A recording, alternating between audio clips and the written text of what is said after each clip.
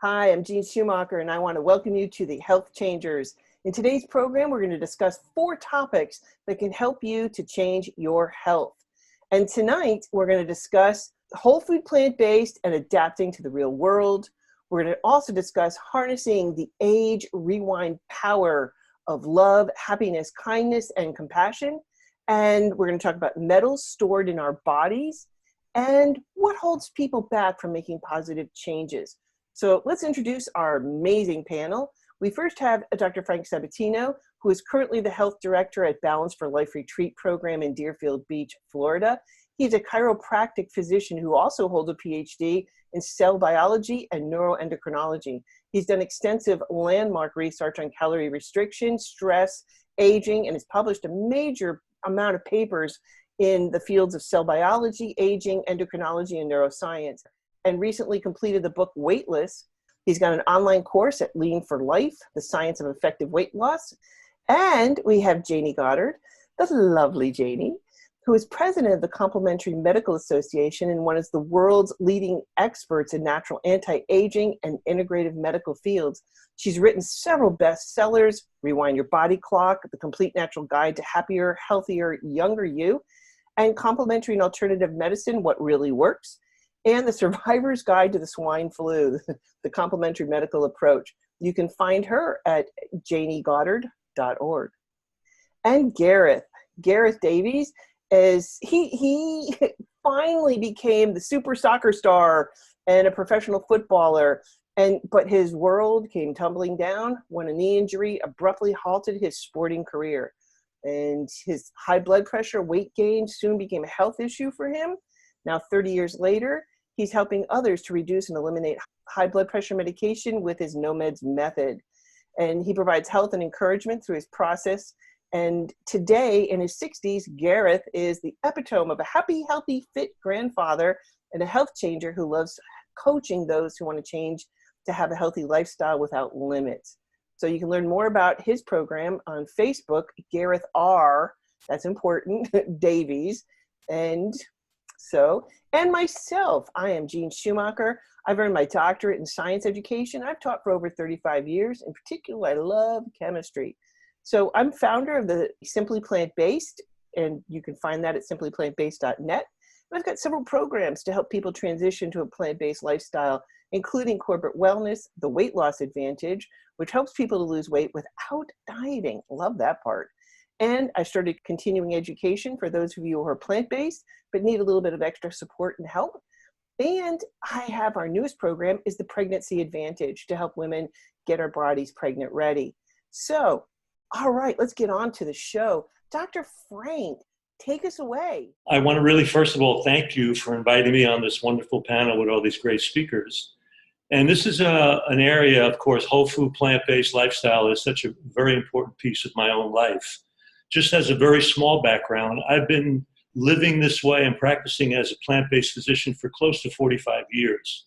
So when I speak about what we're going to talk about, there's a long history of sharing very important information. And I raised 5 children with this lifestyle, who, by the way, through all of the years of their childhood, never had one pediatrician visit, never had one medication, never any foray into any antibiotic use or anything. So it's always been a big issue for me, not only to talk about the benefits of eating exclusively plants in our lives in terms of reversing pathology, but I think a real important issue is how do people adjust and adapt to the changes that we constantly encounter in the world that we live in. Right now, the elephant in the room, of course, is this entire viral situation going on around us, and this brings up this point of adaptability. In the psychological field, they like to talk about something called resilience, how people are able to, in a way, bounce back from adversity, whether it's trauma, stress, or whatever. And it's very intriguing that parts of that model tie into physical health, mental health, cognitive well-being. And so to me, if you're going to have a lifestyle that's going to really help people be truly well, it has to be something that helps them adapt to change, because the only thing constant that we all encounter is change. So how capable are we of being able to respond to the changing input of our environment, and how are we able to bounce back from adversity? And I have to tell you, in all the years of doing this, I haven't found anything that even comes close to a whole food, plant-based lifestyle that helps people do that. And I know we've talked about, there are movies about people's performance, but this is really day-to-day, people of all walks of life, of all ages. And we know that when you are eating in a way that is not that way, more animal-based, where you're not getting lifestyle factors of physical activity, or you're not dealing with the stress of your life as effectively, we know that there are several things that come from eating in a more conventional way. And two of these we'll just address briefly. One is the increase in inflammation, and the other is, if you will, what we call oxidative stress. And tied into that is the way we are eating and its impact on the gut microbiota, which establishes a remarkable foundation for health in the human body. So we know, for example, that when you're eating a much more acidic lifestyle eating plan that is more animal-based, more dairy-based, and you're putting on weight, all of those things trigger what we call chronic inflammation. Now understand, we know that inflammation in the body is a healthy response of the immune system. And in fact, one of the ways that we deal with injury in the body is to create an inflammatory response that promotes healing. Unfortunately, when that process goes on over time, it can be a state of chronic inflammation, which will outlive its usefulness. And we find that one of the things that really feeds that chronic breakdown are the highly acidic foods of animal-based protein, dairy products, refined foods, processed stuff that people are eating. So when you're eating plant-based, you're really setting in motion this remarkable reduction, if you will, of inflammatory change over time, because when the body becomes inflamed, blood vessels become inflamed, the wall of those vessels become damaged, plaque can form, blocking oxygen supply to vital organs, and now you have the groundwork for heart disease, brain disease, erectile dysfunction, and every major pathology that we can talk about.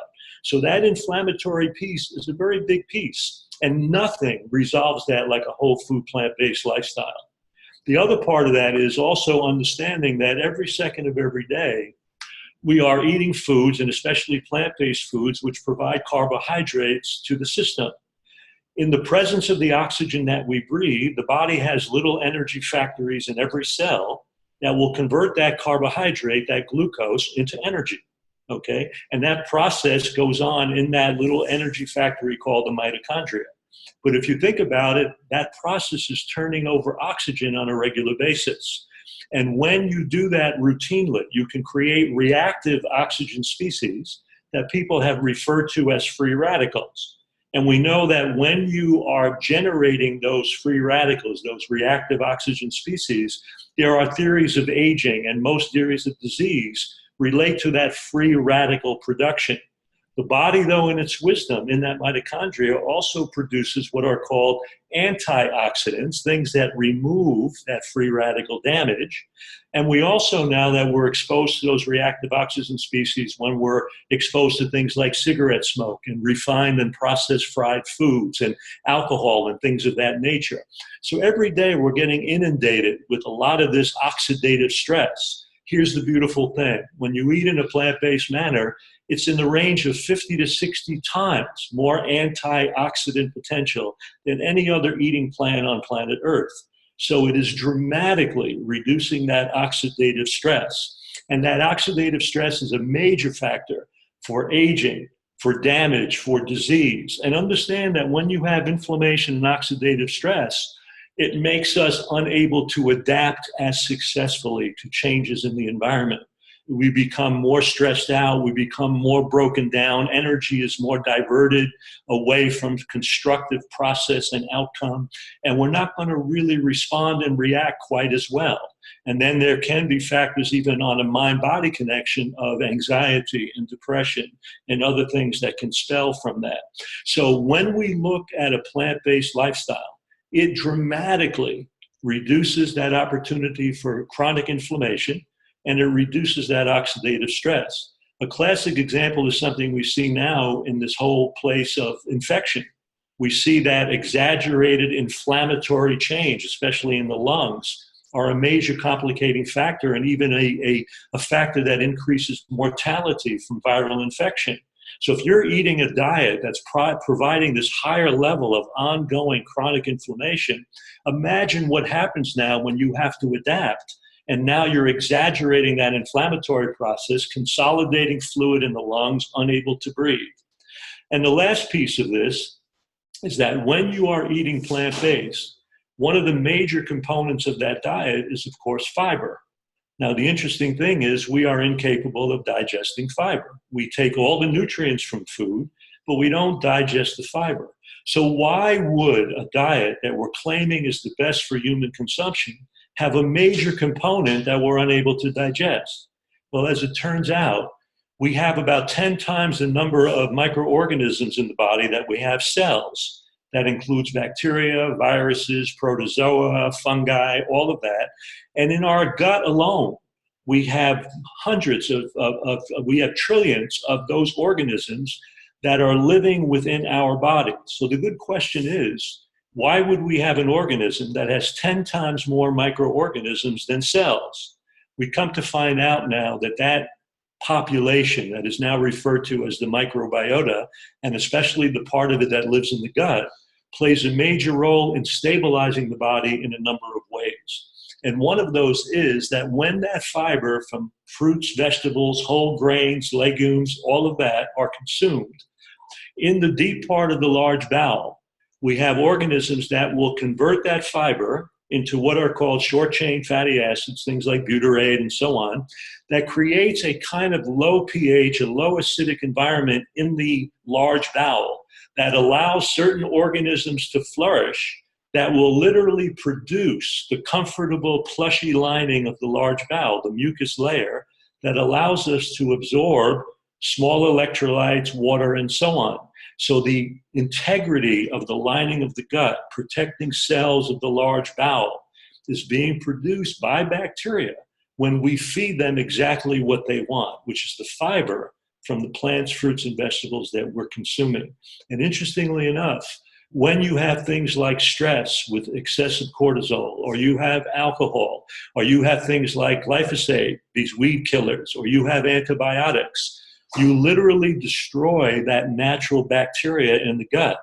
Now, what's intriguing is that when you do that, they're no longer able to feed that nice plushy lining of the large bowel, so it can begin to break down. Plus the fact that if you're eating more refined foods without that fiber, you're favoring an environment in the gut that is allowing bacteria that live at a much higher pH, a more alkaline level, to flourish.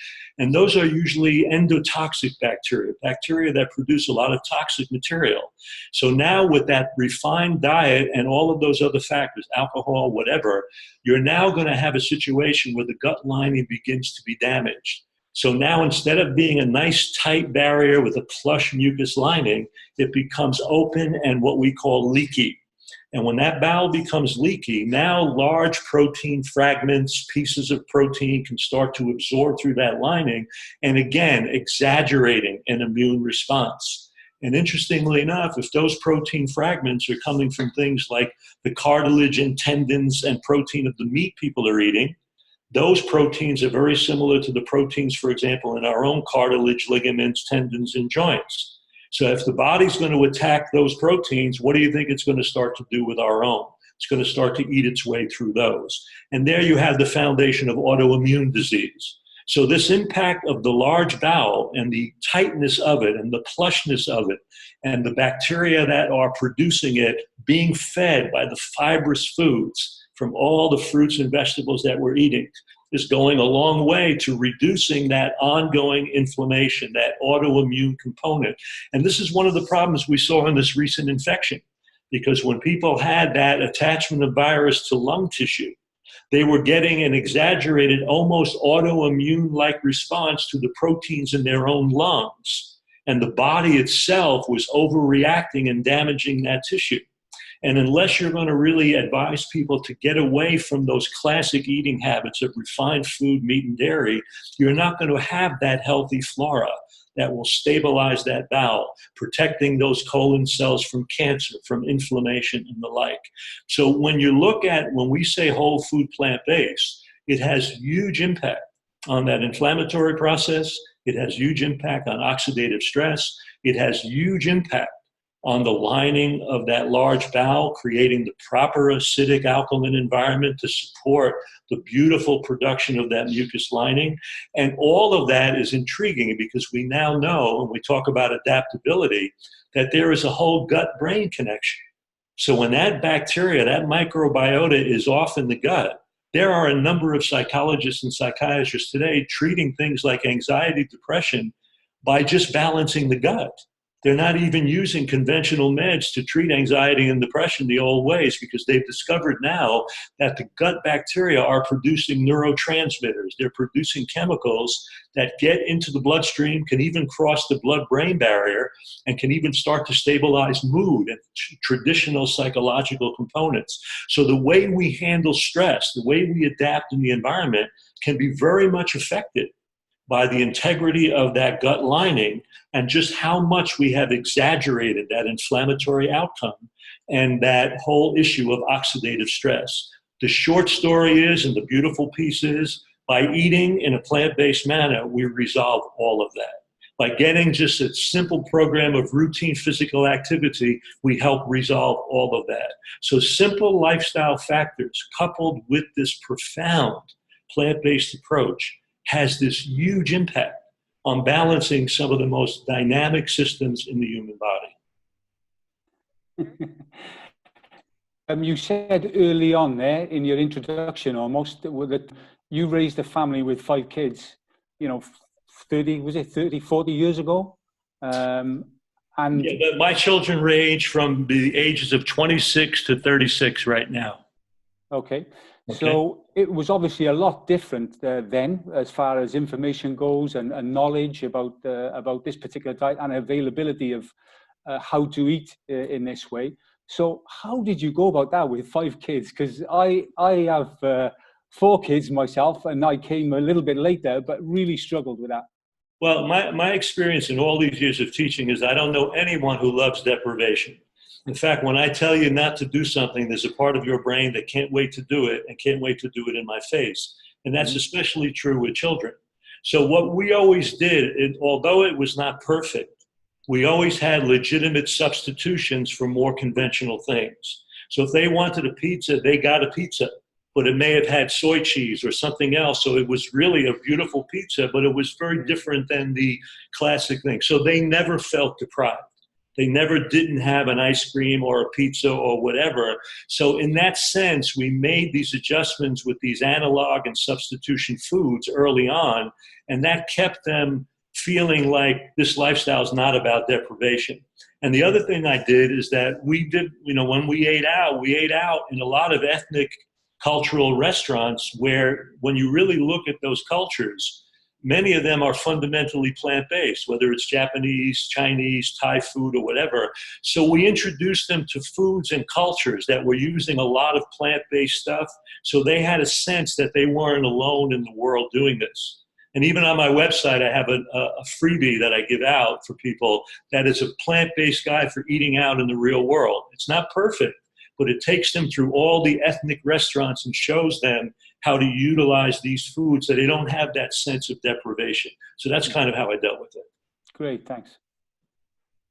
Well, I'm going to jump in. Frank, is our gut biome fixed, or can we change it? Well, the gut biome, the gut let's classify this properly though. The gut microbiota is all the combination of all those organisms. When you use the word biome, it usually refers to the genetic material of the gut microbiota because they have their own gene pool. And as it turns out, no, it's very mutable. It's actually very changeable depending on what you eat. In fact, people that are eating conventionally that get into just eating plant-based for a short while already see a complete shift of the ratio of bacteria in the gut. But it starts very early because it starts with the way a baby is actually born and whether they're bottle or breastfed from infancy. So those things are being established in very early times and very early eating habits. And across life, they change dramatically depending on how you are eating and how much you change your diet. So it changes. It's very mutable. So Frank, I do know, and I've seen the research showing that just 20 minutes after somebody eats a hamburger, their microbiome is horrendously compromised. And there's also an upregulation in bacteria that are associated with pathologies, in particular things like autoimmune issues and so on. And that's just within 20 minutes. So it's quite scary if people are eating these things constantly throughout the day. So I'd like you to sort of speak to that, but also just to maybe address the issue that a lot of people say to me, which is, well, look, you know, Jayney, I've been eating, you know, conventionally all my life. I'm now XYZ number of years old, and I've been on this planet an awfully long time. Is it too late for me to make the change to a plant-based diet? Well, my experience is it's never too late. You know, clinically, I've been working for a long time, over 40 years, and many times you're getting people that come in elder stages of their lives to start for the first time. They may have been living conventionally, and now they've got high blood pressure or diabetes or something, and they're scurrying to see what they can do. And it's remarkable to me about how powerful the body is, that even after many times almost a lifetime of abuse, by setting very positive choices in play, we see remarkable outcomes of recovery, even in latter stages. So I've learned a long time ago not to play God. I mean, people that I thought would never recover have recovered beyond my wildest expectation. And I have a number of people that I've counseled through the years where doctors told them they had months to live, and many of those people buried those doctors. So they lived a lot longer by just doing this. So the reverse of what you said is also true. If you've been eating garbagey and you go into eating more plant-based, the biota and all that actually shifts quite successfully in a very short space of time in a positive direction. So I would say that I don't care where you are in life. Yes, starting younger is better. I wish I would have started like my children started from the get-go. But the bottom line is wherever you can pick it up, still to your incredible advantage to start whenever you can. Well, thank you, Dr. Sabatino. That was amazing. So let's switch over to Jayney. And Jayney is going to be talking about how you can grow healthier now by harnessing the age rewind power of love, happiness, kindness, and compassion. Jayney, thank you so much for the wonderful introduction, and thank you again for having me. It's absolutely wonderful to be able to speak with you today and to speak with our fabulous panel. And what I wanted to bring our viewers today was something slightly different. Like the rest of you, I do spend a lot of time standing on platforms lecturing about the advantages of leading a whole food, plant-based diet and compassionate lifestyle. But a part of the picture that doesn't often get addressed is the psychological and emotional side of health and well-being. So as you quite rightly pointed out in the introduction there, I wanted to talk about the age rewind effects of eating this way, but also, of course, living this way, and particularly with a nod to the more compassionate lifestyle. Because what actually happens when we, I suppose, look at ways of supporting ourselves completely holistically, a part of the pattern that is so frequently addressed, but is so crucially important to us, is simply the concept of loving kindness. Now, I don't know whether you know or if our viewers will actually be aware, but if we have a strong and rich social environment with good friends that we socialize with and spend time with and laugh with, make plans with, work towards common goals with, we can actually add up to 9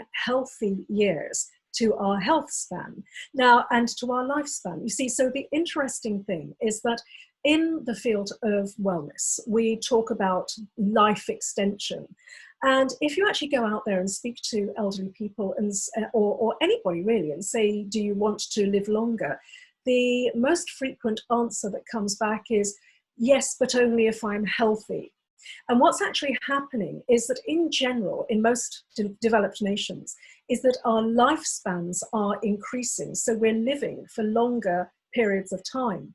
But what's actually happening is that our health span, so the number of years that we live in good health is actually dramatically decreasing. There are many reasons for this. One of the predominant reasons is what Frank was touching on, which was where he was talking about chronic disease and chronic inflammation.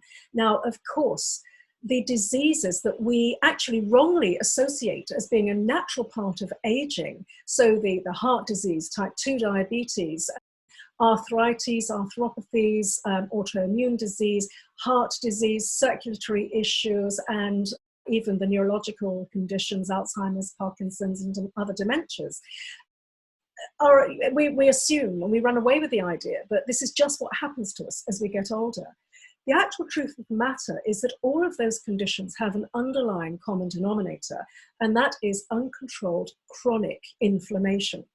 So, of course, what we know is that by addressing our lifestyle issues, nutritionally, exercise-wise, and so on, we can actually go a long way to reducing chronic inflammation. But there's another part of the puzzle, and that is the way that we operate from a stress response management perspective, from a loving relationship, both with others and ourselves perspective, and also the idea that we can go out and we can give and we can volunteer, and we can also spend time doing loving things for ourselves, like getting out into nature, cultivating a sense of awe. All of those things also have a underlying common denominator, which is, again, the fact that they all have been shown in research studies to reduce chronic inflammation. So, as I said earlier, when we have good social ties and we work with friends towards a common goal, it can actually add an amazing 9 years of healthy life to our lifespan, which is really what everybody's craving, what everybody's wanting to go for. Warmth and love in relationships dramatically reduces your chances of developing chronic disease.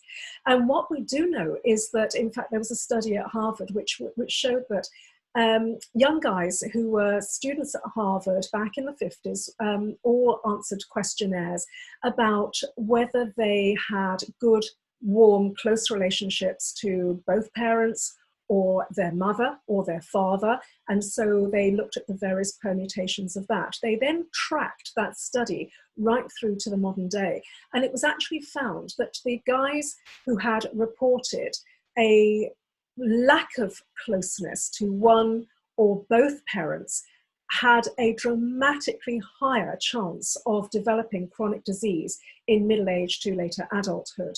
Whereas people who reported, the guys that reported close relationships with both parents, actually had a dramatically reduced incidence of chronic ailments.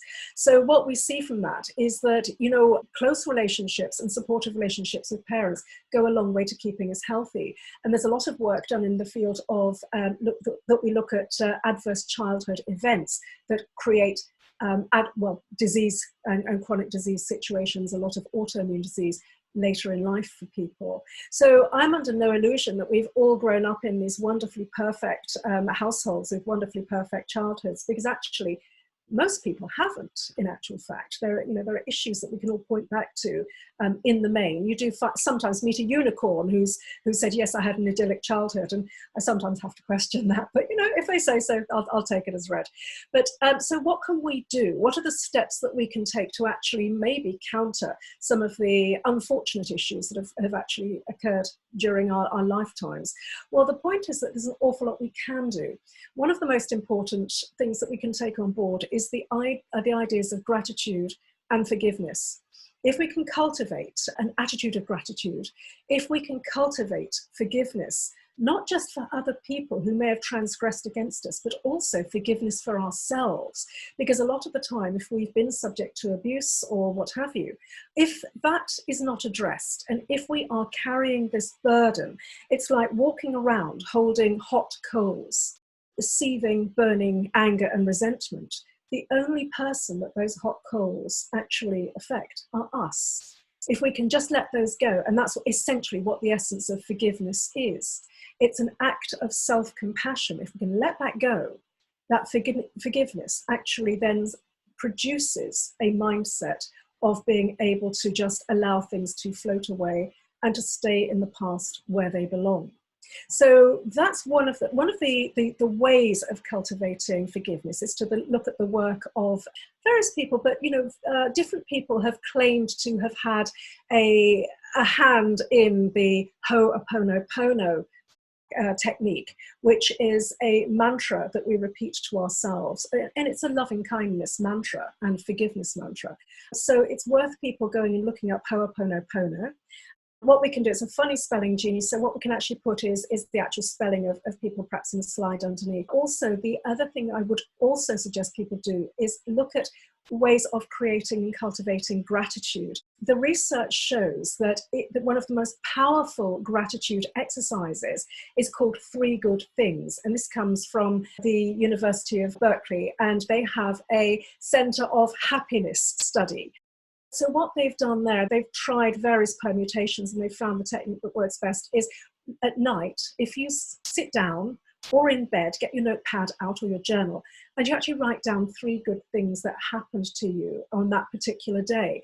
Now, it's not just a case of writing, the sky was a brilliant blue, or the dog didn't bark too much today, or I had a really nice lunch with my friend. Those are great, but you can actually get a lot more gratitude effect, bang for your buck, if you really embellish those memories of that day. So if you talk about the sky was this most intense, brilliant blue today, the sun was shining through the leaves, I could hear the birds singing, and so on and so on and so on, and I could smell the oleander wafting in the breeze, and so on. Add all of those memories in with those 3 things that you were grateful for in that particular day.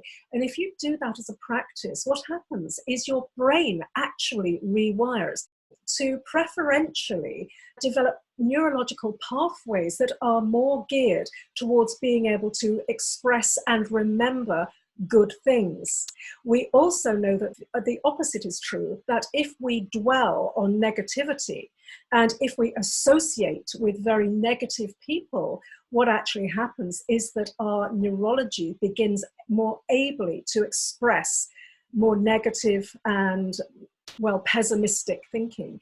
And we do know from the work that's being done in the field is that optimists live more healthily for more years, and pessimists actually generally live shorter, more sick lives. So they develop chronic diseases at younger ages. So those are two suggestions that I have for you. So what we know is that if we can also just get ourselves out into nature and really appreciate what we are seeing at the moment. Now, I know that many countries are in lockdown currently at time of filming this, but the point is, if you can just get yourself out for your allocated hour a day, as we're allowed here in the UK, but you can get out into a natural environment, what tends to happen is just that exposure to the green of the trees, if you're lucky, the blue of the sky, the bird song and so on, it actually it can cultivate a sense of awe within us. If you can't get out into a natural environment, try sticking something onto your headset or some music that really lifts you up and creates a sense of awe, a Bach oratorio or something by Mozart that really lifts your spirits and just makes you go, because you know what? That has actually been found also to reduce inflammation, chronic inflammation. So these are the parts of the puzzle that I often like to talk about, Jeannie, because, this is a part that's very often overlooked. So I hope that those little bits and pieces are really useful for people. This plant-based lifestyle is grounded in kindness and compassion, which is a really remarkable thing. And I found it interesting that when you look at biological aging, even short periods of meditation will extend telomere length and reduce biological aging in the sense that those telomeres that are protecting our genes and chromosomes. What I found really interesting, though, was that when that meditation focused on kindness and kind acts, the effect on lengthening life was even more significant than meditation alone. Is there any other data or information you have on the impact of kindness on other biological outcomes, systems, diseases, anything that comes to mind? Kindness works not just for us humans, but also for animals as well. So a lot of our viewers will be aware of the study that was undertaken on feeding rabbits a very high cholesterol food. The research was looking at the effect of cholesterol on the circulatory system. There was an anomaly in the research, which was that one particular group of rabbits who were enrolled in the study, they were not showing the dramatic damage to their vascular system by eating this really high cholesterol diet that the rabbits were being fed. Nobody could understand why this anomaly was occurring until it was discovered that this one particular group of rabbits had a lab assistant who was taking them out before feeding them and petting them and speaking kindly to them and expressing loving kindness to these rabbits. And the upshot was that although the rabbits were eating this disastrous, awful, terrible diet, the fact is that this intervention of loving kindness meant that they were somewhat protected from this high cholesterol level. So yes, the other thing that you and I talk about, Frank, an awful lot is that amazing study that was undertaken by Elissa Appel and Elizabeth Blackburn, who won the Nobel Prize for discovering both telomeres and telomerase. Now, telomeres, for people who don't know what they are, if you're going to conceptualize them as the little caps on the ends of our chromosomes that stop them sort of unraveling each time the cell actually duplicates itself. So telomeres are incredibly important. They're also a little bit like the aglet on the end of shoelace, that little plastic bit that stops shoelaces from unraveling. Conceptualize telomeres like that. Now, a study done by Appel and Blackburn was on mothers who were looking after very seriously chronically ill children. And the ladies were measuring the telomere length of those mums and comparing them to a similar cohort of mums who were looking after perfectly healthy children.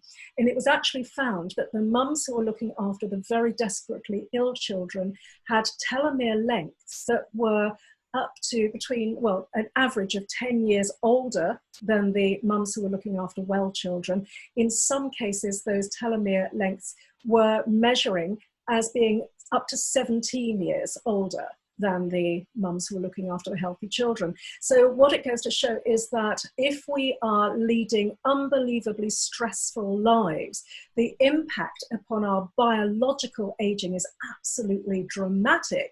But as you quite rightly say, there are various ways of maintaining and even growing telomere length. That's meditation. On my website, I've got a really fantastic meditation that has been demonstrated to lengthen and preserve telomere length, which is the relaxation response. So that's a free download giveaway on my website. The other way of growing telomere length is, of course, exercise. And there are different types of exercise. So we would be looking at resistance training, mindful types of exercise like yoga, Pilates, and Tai Chi, and also, of course, aerobic or steady state aerobic work. So that's like a three-legged stool. All of those contribute to growing telomere length. Coming back to plant-based nutrition, again, what we know is that whole food plant-based nutrition is the third part of this three-legged stool that preserves telomere length. Any other questions? Just one comment. As a brain scientist, I'm just intrigued the number of neuroscientists now that are looking at the impact of high moral values like kindness, compassion, on the actual changing architecture of the brain. Mm-hmm. I find it remarkable that they're seeing changes in synapse, in fiber growth, and the impact of things like that on Parkinson's and Alzheimer's and so on is, to me, very mind-blowing. And it's just really a major part of this whole food plant-based lifestyle. So I think it's a part of eating and living this way that has not even touched the surface yet, because we focused on the physiological outcome, but the expression on a day-to-day basis of living at that level of high moral value, kindness, compassion, empathy, love, creating absolute neuroplasticity throughout the entire nervous system, I find remarkable and amazing. It is, and it's also highly contagious as well. This is so in a really good way, which is that there's a fascinating piece of research that was done that showed that when we perform an act of kindness, we have a dramatic improvement in every measure of health and well-being. The person who receives that recipient of the act of loving kindness, whether it's somebody that's volunteered or somebody that's helped pick you up when you've fallen over in the street or what have you. So the person who receives the loving kindness also benefits in exactly the same way, with an upshot in an improvement of every measure of health and well-being. But also any person observing that transaction of an act of kindness, a receipt of the act of kindness, that third person also benefits in exactly the same way. So, that we are entering the field of mirror neurons there, which is probably a discussion for another day. But you're absolutely right. There is a dramatic impact, not just upon suppressing chronic inflammation and changing, improving blood pressure, improving every measure of health and well-being, but actually rewiring the brain thanks to the miracle of neuroplasticity. Well, Jayney, that was amazing. Wow. I love the comment on how, because we're kind of basically, we are living longer, but we're dying slower. And I think you nailed it right there, because I want to be out in my kayak paddling, on Cape Cod, and biking and swimming and just chilling out and loving life. And I want to do that for the next 6 decades, because I just got through my first 6 decades. And so I want to, go for another 6. So, and I loved also the concept of the hot coals, because that's just such a great mental image, because you're the only one who's holding these hot coals and how it affects you. It doesn't affect anybody else. So I thought that was brilliant. So thank you very much. Actually, Jeannie, that is a very ancient Buddhist perspective. And yes, and actually the Dalai Lama has spoken about it on occasion, but it's a very ancient Buddhist concept about forgiveness. Well, thank you. So let's move on to toxins. Oh my gosh, this is one of my favorite topics, of toxins within the body. So let's start out with, because what is a toxin? And it's used to describe a compound that might have a negative health impact, on you. It is going to be dose dependent. Obviously if you're eating just a little bit versus a lot, it's going to be dose dependent. But, here's the problem though. And this comes back from my chemistry background. There's 2 types of chemicals. There's one is fat soluble, one's water soluble, that we have to deal with in our body. So if we're dealing with fat soluble, then that's going to roll right into our fat cells. If we're dealing with something that's water soluble, that's going to go right out in our urine, and we're going to pee it out. So, and I look at, and I think about, like in nature, the oyster. And if you've ever seen an oyster, they have a pearl inside, and that pearl forms because of a little tiny grain of sand that gets in and starts irritating the body. So, or the oyster. So what the oyster does is creates this beautiful shell around that piece of sand. And that's kind of what our body is doing. So you're stopping particles that get into our body by putting a layer of fat cells around it. And so when you start looking at the actual fat cells, they've done, an analysis with people with Alzheimer's disease, and they found these beta amyloid plaques in their brains. And they've been filled with things like copper, iron, and zinc. And you're like, wait a minute, but I need those things in my body, in addition to other things like, mercury, aluminum, things like that. But these copper, iron, and zinc are things that we do need, and they're called micronutrients for a reason, because we tend to, as Americans, I don't know about across the pond, but as Americans, we tend to have this mentality of, if a little's good, bring up the dump truck, back it up, and let's start loading. We really need to make sure that we're, consuming small amounts of these things. But the problem is the copper and the iron are unstable.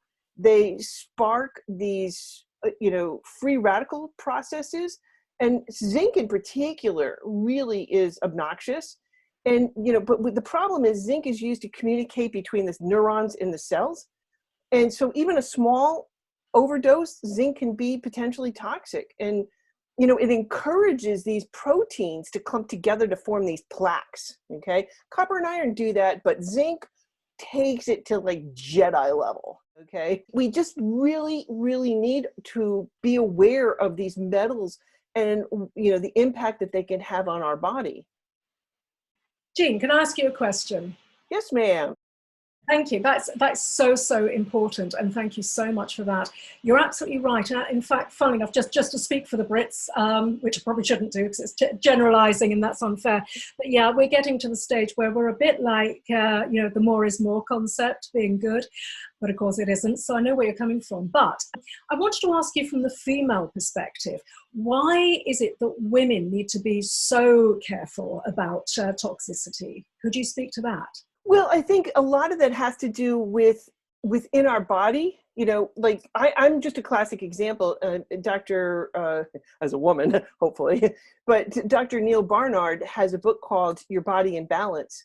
And one of the things that started to happen to me, and we've kind of, stepped back and look at the 50,000 foot picture of my journey and what I went through. But I think one of the biggest things is your thyroid. It takes care of a lot of the things that are happening and regulates these things that are happening within your body.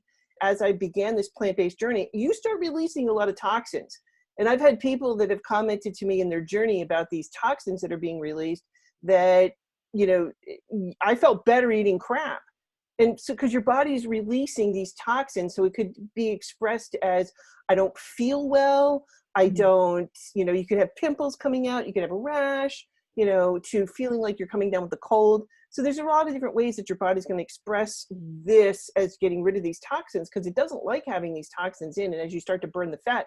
But I think in particular for women, it can have a huge impact on our reproductive system on so many different levels. I could spend several hours talking about this, but I think within the human body, the female body in particular, the human reproductive system is, very complex. And so as we're going through and starting from a young age, if you're getting things, and this is one of the reasons why we started the pregnancy advantage, because we wanted to get women to get their bodies pregnant ready and get rid of these toxins that are in their bodies that can have an effect not only on their child, but their grandchild. So, we're learning about epigenetics and this whole foundation. So brilliant question.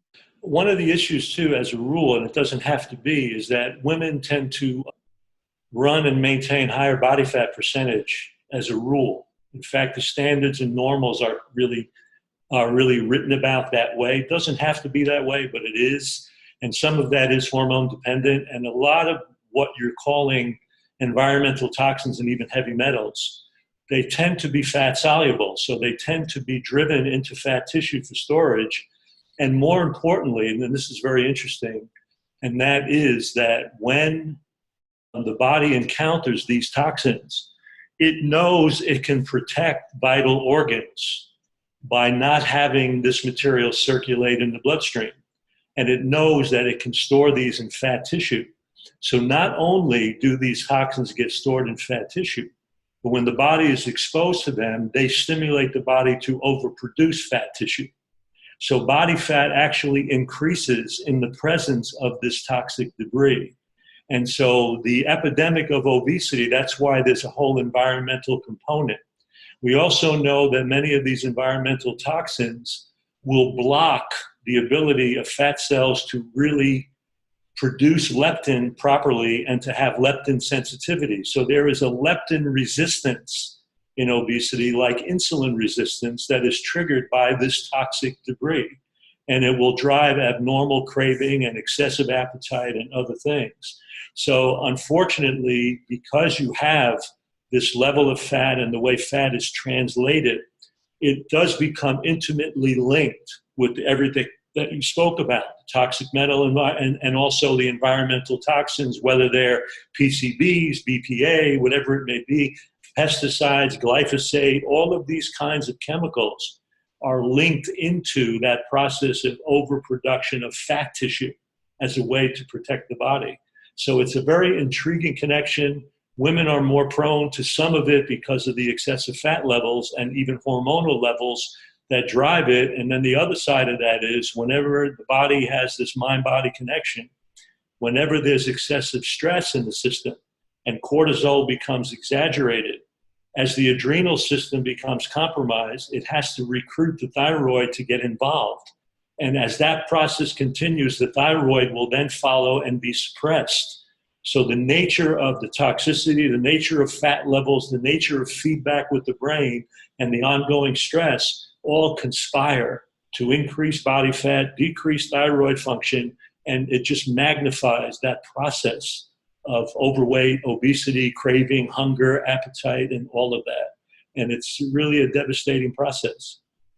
Okay, well, thank you, Dr. Frank. Always amazing, a great response. But I've got some foods, like within the whole food plant-based kingdom, there's certain things that can help us to get rid of some of these metals and these metal toxins. Like, for example, cilantro is the king. I mean, cilantro helps to remove things like mercury, lead, aluminum from the tissues. You know, not only that, but it's an immune boosting herb. Garlic is another one that contains 2 amino acids, you know, to help get rid of things like arsenic, lead, mercury, and cadmium. Wild blueberries is another amazing one. You want to make sure you get the wild ones, though. They can help draw heavy metals out of your brain tissues, healing and repairing any gaps, you know, that are created by, like, for example, oxidation when heavy metals are removed. Another one is lemon water. You know, that's going to help to cleanse your blood. It supports the liver. It helps to alkalize the body. Another one would be Atlantic dulse, which is a seaweed. And this seaweed helps to bind to lead, aluminum, copper, cadmium, nickel, things like that. Brazil nut contains selenium, and that can actually bind to methylmercury in the body, but you only need a few. Dr. Greger says 4 a month, so that's it. So you don't need much. You don't want to get an overdose of that. Yes, Jeanne, you talk about all these nasty metals. Where they come from in the first place? Because we start to see a lot of these metals. I mean, there could be like copper. We had copper pipes for a long, long time in most houses that were built. So you have copper pipes, you had copper pans, you could have aluminum pans, aluminum pots and pans, you could have aluminum deodorant. That's another huge issue there. There could be things like also in your baking soda or baking powder, there's ones that have been aluminum based. And so, you know, you want to be careful. Things like deodorant carry, you know, most of the deodorants, antiperspirants on the market have aluminum as one of their first major ingredients. So, you know, again, just learning to look for where you could find some of these things, you know, to make sure that your pans, you're not cooking in an aluminum pot or pan, because that can go right into your food and then you ingest it. So learning to find these things, you know, in a lot of personal care products, they use that. So, you know, you want to make sure that you're looking and making sure that you know where we can find a lot of these heavy metals within the food. Also, then you start to look at things like mercury. That's going to be in fish, right? We're starting to see a lot of people getting mercury poisoning from just consuming fish. So if we can just get away from the animal products, number one, yay for that. But also, two, we're going to be eating clean fuel. Let me tell you one short story, very brief. I had a woman come in recently who was eating fish twice a week, salmon, 4 ounces twice a week. She did a blood test. Her mercury content was so high that the medical board of the state had to send her a personal letter. The laboratory had to notify the state board of medicine, who wrote her a letter about her mercury toxicity. That was just 2 days a week of 4 ounces of fish. People do not realize how small the amount is actually necessary to generate some of this. And then, of course, there's the old mercury amalgam fillings, which nobody really does much anymore, but there are old ones still in people's mouths. So these things come from different places. But it's amazing to me, the toxicity from fish at such a low level of consumption now, and people are just they're not aware of it, and it can be quite devastating. I know one of the things that we promote in the Pregnancy Advantage is we don't want women to consume fish at all, because they've shown a relationship between mercury and lower IQ levels in children. So that's been a huge, huge part here. So, all right. So we want to getting rid of these metals out of our bodies. We want to get through that. We want to get it out. We want to eat foods that are not going to be containing it, or personal care products. So let's shift to Gareth. And you're going to talk about what holds people back from making these changes to a healthier plant-based diet. Yeah, well, it's a great privilege, let me say, first of all, to be on here with you 3 doctors when my academic studies are nowhere near the same level. In fact, they're they're pretty interesting. I came to a decision with my head of year when I was in school, that we both thought it was an awesome idea if I left early. So yeah, so that's where I got to. But you know, since I became interested in nutrition and my own wellness, I can't get enough of it. You know, it's so great to listen to you guys, to hear just that last story, Frank, about, you know, the amount of mercury in fish. And here, I'm up here in northern Norway, where fishing is the biggest industry up here. And can you imagine what would happen if I went out with that story here? Because it's frightening people's income. You know, they're already unsettled enough.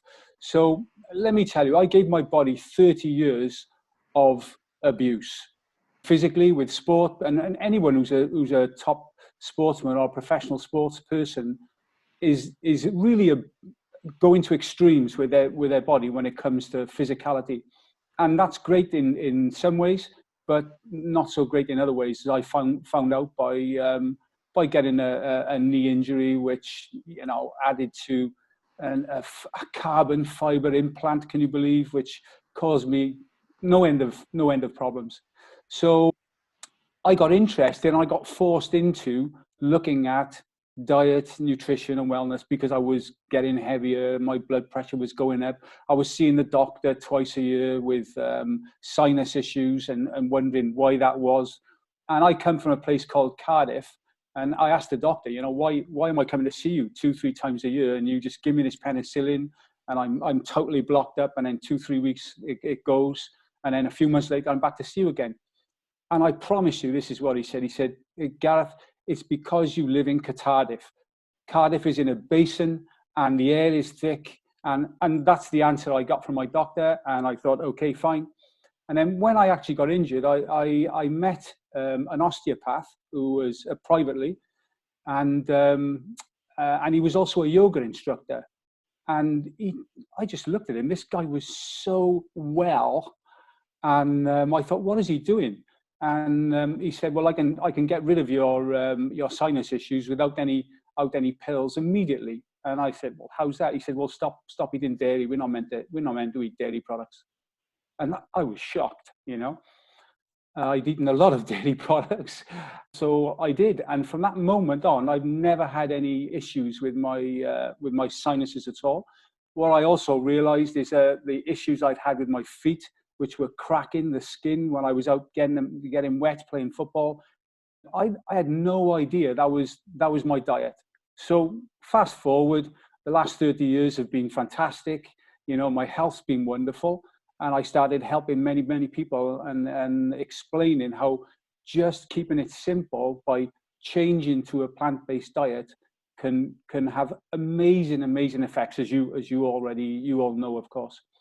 I don't understand, or I didn't understand, why it was so difficult to understand that. Because yes, Jeanne, heavy metals can give us a problem.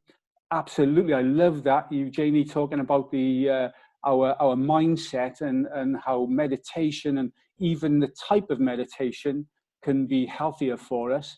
But surely what's so easy to understand is what we put inside our bodies 3 times a day for 30 years or 50 years or over decades is not having a major effect on our health outcome. And to me, that was, even as a dumb footballer, that was pretty easy to grasp. And then going on and making the changes which were suggested by this guy, you know, everything, I started to feel better everywhere. Of course, you know, I'm saying that to you guys. You already know this. But when I started showing other people, I came across tremendous resistance, and there's still resistance now. But this, you know, you go back even further than me, Frank. But you know, 30 years ago, 25 years ago, there was a lot of resistance to this. It was quackery, you know, almost. And so with putting inside us that, you know, the meat, the dairy, the cakes, the alcohol, the smoking, you know, how can it not have an effect, a deleterious effect on our health. It's got to. So my issue is, why could people not see this? So I would help people, and I would help them get great results in a pretty short time, and then I'd let them go. And then I was sat in a program with Dr. Doug Lisle. Probably you know him, or you know of him if you don't know him. And he wrote a book called The Pleasure Trap, and he was giving a lecture on the pleasure trap. The brain takes a while to adapt. And from the healthy diet that we get from our mother's milk, hopefully, and then it gets worse as we get older, generally into our teens for most people. It gets to fast food, and we start to develop these sicknesses. But we also start to develop a need for the food. We become addicts. And okay, I got that bit. And then he said it takes 30 to 90 days for the brain readaptation to take place. So where we can go back to a place where we can eat whole foods and still get great taste and feel good about doing that. And I let one particular guy I can think of go after 30 days, and he was getting a fantastic result. Crohn's disease, 26 times a day going to the toilet, down to 6 times, lost weight, feeling great. And then I met him a couple of months later. He's put the weight back on. He's going back to the toilet 26 times a day. And he said to me, the diet that you suggested was too difficult. And I'm thinking, well, surely going to the toilet 26 times a day is too difficult. Changing your diet. I didn't realize the hold that had on our brains and how it's an addiction. It's an addiction. So that was a huge, big learning curve for me. And that's why I believe all the information, like the information you guys are disseminating today, is awesome. There's lots of it that you have produced on your sites, and you have in various videos and interviews and books, if you're still one of those people like me who read stuff. And there's no shortage of being able to get great information. Unfortunately, there's no shortage of being able to get absolute rubbish, crap information these days as well. To just pick up one little subject there, the keto diet. I mean, maybe I won't go into that, but we'll keep that for another time perhaps. But, there's a proliferation of information out there, and people just don't know where to go. They get so confused about this. So I like to keep it simple and say, okay, here's what you do. This is the results you're likely to get. But even though you can go and find out all this information out there, I believe most people need people like us to coach them through. Now I know 30 to 90 days, because, if we leave them after, give them, a week or 2 weeks or 30 days or even 60 days in the people that need 90, we are wasting our time, and they'll go back, is my experience in a lot of cases. So, that's what I got to say, that, it is a really, really simple thing. Anyone can understand it, even if you're not a doctor. If you have an interest in, living life, and as Jayney pointed out, living a life till you die, not living the last 10, 15, 20 years of your life in sickness. Like, I watched both my parents. It doesn't have to be like that. You can make a change, as Frank said, whatever age you are, it can make a difference. I think for all of us, there's so much information out there. I just think people just don't know which way to turn. And, you hear one person talking about the paleo or keto diet, and you hear somebody else talking about plant-based or Weight Watchers or all these other things. But once you stop any of those programs, then the weight comes back, or the illness or whatever sickness comes back. And so, you have to determine that today's the day, and today's the day I'm going to make this change, because you can't keep going back and forth like, oh, I've been good for 2 weeks, I'm just going to have a little bit, because that's that food addiction. And I know I'm a food addict. I'm the first one to go, hi, I'm Jeanne Schumacher, I'm a food addict. And I realize, and I get that, but it's still hard when you see other people eating these foods that are higher caloric density foods, or that are processed, that are not going to be good for you. They're not creating these foods for your health and well interest. They're creating these foods to line the pocket of the bottom balance. So they're there and creating these foods that are going to bang our brains, bang our pleasure centers to help us release dopamine. Can you just eat one potato chip? No, I'm eating the whole bag. So I just don't have potato chips. I make my house, my home, my wellness center. So, but I think you're right. I think, you know, it does help to have people like you, Frank, down at Balance for Life. You've got an amazing program down there. Jayney, you've got so many resources to help people. It's incredible. So, you know, I think in all of our own ways, we're helping people to help them to change their health destiny. And there's a point that Gareth brought up that's very real, and that means in this process of change, when you're changing habits, there has to be a part of that is very much involved with self-nurturing and patience. And I mean that in the following way. There's a reason why most drug rehab programs are 30 to 40-day programs. He brought it up. Most of those programs are not treatment programs. They're what we call stabilization programs. They just stabilize use so people can get on with the work of treatment. Interestingly enough, in the field of addiction, their mentality is that you need a month of treatment for every year of addiction. Wow. It's a significantly longer process than what most people think about. But you have to understand that many of the things that are tied in, I call them co-addictions, even simple things like dairy or sugar. We know, for example, and Neil's written about it, many people have written about it, we know the major protein in dairy is casein, and in the body, when you eat dairy, it converts into 8 different forms of morphine. So we know that there's an addictive quality to that that's going to have a time factor for recovery. So when people enter this process of change, it needs to have a little bit of a soft hand too, because there may be a time factor for them to get from point A to the point B or C that you're hoping that you can help them get to.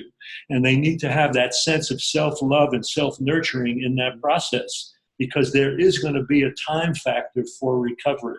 There is going to be a time factor as the brain reward cascade reestablishes the chemistry and stability that will now have them at a different place. If you think about it, all the choices we've been making over many years have etched a tapestry in the fabric of our nervous system. Now you come along, I give a lecture, or Gareth gives a talk, or Jayney inspires someone, and they say, wow, I want to do that in my life now. But that new choice has not had the opportunity to weave its way into that behavioral tapestry yet. And it will over time. And then the pathway will be facilitated so that when information comes in, then it'll be more likely to travel over that new, healthier pathway. But it's not quite there yet. So this idea of having patience, self-nurturing, understanding the time factor for recovery is a very important part of helping people make change to a new place. And we need to all recognize that, no matter how long you've been doing this or how many people you work with. Yeah, that's a great point, Frank. I thinking about my own journey. It was 5 years, and I was really interested in what I was doing, and I was getting great changes, but it was still 5 years before I can say, yeah, I was 100% plant-based. Yeah. And that's pretty much the same for most of us. You know, you go about it, but when you look at it, it's something that transpired over a period of years. And so you got to inspire people with that notion that don't worry, you may fall down or you may opt for a choice that's not perfect, but just come back to nurturing and loving yourself and realizing that there will be a time factor. That's where I mentioned before, the substitutions may have value. They may not be ideal, but let's suppose you want a burger. You may eat an Impossible Burger. It may be high in fat, it may be high in this, but at least it's the next step to something. And so sometimes you've got to take those steps in the process of change. I was one of those people as well. It took me a while to transition to a fully plant-based diet. And I'm picking my words very carefully here, because I had health problems, very, very severe health problems. And I found that after 3 weeks on a fully plant-based diet, the change in me was absolutely remarkable. I'd been a 10-year full-time wheelchair user, told I'd never ever walk again. And after 3 weeks going completely raw plant-based, I was then up and about out of the wheelchair doing back-to-back Pilates classes and walking up and down the beach 3 miles every day. Remarkable, absolutely remarkable. But if that's the case, why did I then fall off the wagon? It's because I thought, and there was a missing piece of the puzzle. I thought I was cured, and I thought I could then go back to eating like normal people. Now, this was back in the mid-90s, early 90s. And so I felt, and the received wisdom at the time was that if you eat oily fish and salad, maybe have a glass of red wine, that's a really, or at the time was believed to be a good anti-inflammatory protocol, because you were getting, you know, the omega-3s from the oily fish, you were getting the salads, you were getting your veggies, a nice glass of red wine, well, that gives you resveratrol, which is supposed to be anti-aging, yada, yada. So we all know the story from back in the day. So, of course, what happened was that every time I went back to eat healthy eating, what would happen is I would end up back in the wheelchair, and it was back and forward and back and forward. So at that time, I was, you know, just going back and forth, as I said, on a plant-based diet. And for me, it wasn't until that big, massive, almighty stick of suddenly making the connection to the animal rights part of the picture, that was the thing that made me suddenly go, oh my goodness, this isn't about me. My wellness is actually, quite frankly, from a planetary perspective, neither here nor there. I'm just a little person. No, it doesn't matter. My life, little life doesn't matter. What matters are the billions of our animal brothers and sisters who are being slaughtered, murdered needlessly, day in, day out. And, you know, that was the final thing that suddenly got the penny to drop for me. And for me, the flip side was the advantage that I was then able to maintain a plant-based, now vegan diet and lifestyle. So that was it for me. Now, why it took so long for that side of things to drop into place for me, I really do not know. I think the way that it did drop into place was I was suddenly exposed to things like Forks Over Knives, eating, and you know, all of the movies that we all know about. And it wasn't until I was actually exposed to that, and I think a lot of people are in the same boat. We either cognitively disassociate from what we may suspect is going on out there, or we may in fact simply not know about it and believe in the myths of humane slaughter and things like that. And, you know, I grew up on farms, and I was being told as a child, oh, don't worry, you know, it's, you know, they live a kind life, and then, you know, it's all very quick, you know, so they don't know anything about it. And of course, you know, those are the myths that we carry away. And, you know, nothing could be further from the truth, as we all know.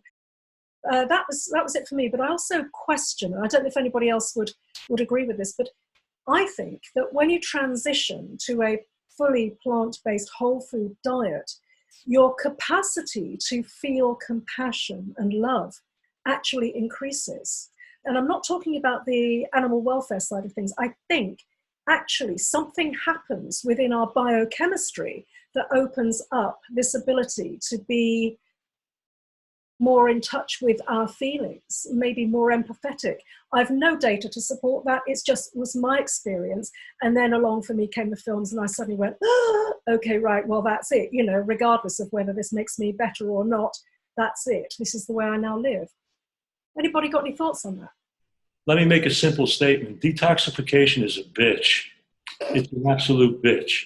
And I'm going to say it this way because I think people lose sight of the fact that when you have lived a lifetime of abuse with choices and things that have been now incorporated, stored, changed tissue, changed the body, changed the mind body, when you decide to do something really impeccable in the face of that, the body is going to, when given a chance, within the wisdom that it has, it is going to use every ounce of strength and ability it has to eliminate those things that do not have a natural, healthy place in that system, and it's going to do that as forcefully as it can. I have supervised close to 10,000 water fasts, so I can speak to that in the most profound state of detoxification. What can happen is people oftentimes, when you're getting well, they go to what I call to hell and back. And I don't know anybody that kind of gets to that place from the standpoint that I'm talking about without some major discomfort. But here's the interesting piece. you and I, we have all been brought up to do what I call fear our own vitality. So if you have a fever, or if you have a pain, or if you have some expression of acute detoxification and action, we have all been brought up to think that those things are problems in and of themselves and that they need to be medicated out of existence. So we've been brought up to be at war with our own innate healing power, so that when it finally expresses in the best way that it can, and sometimes even in a painful and direct way, we have fear that sets in. So a lot of times counselors, doctors that do this work, we're doing a lot of hand-holding, letting people know that this is really in their best interest. This is not something you have to fear. This is not something you have to attack, because everything in our lives, especially in the West, is always the warring mentality. The war on cancer, the war on drugs, now the war on the virus. We love this war metaphor. And so the bottom line is we're always at war with the natural healing process of the body itself. So for people that are going to be viewing this, I want them to understand that the system has an intelligence, it has a wisdom, and it will maximize its energy to get rid of what it needs least, to provide support for what it needs most. And in that process, it can be uncomfortable, it can be painful, but you almost need to embrace that pain. You almost need to love that discomfort, because it's all working in the direction of the highest quality outcome of health and vitality, even though you may not understand how it's doing that. And I think that's an important piece. Well, thank you, everybody. This has been absolutely amazing. I can't say enough to thank Frank and Gareth and Jayney for joining me today, because we are health changers, and that's what this is about. So if you have any questions for us, send them to us, and we can help maybe get it into the next show. And I thank you all for joining me today. Thank you for having us, Jeanne. Thank you for having me. Thank you. Yes, thanks a lot, all of you.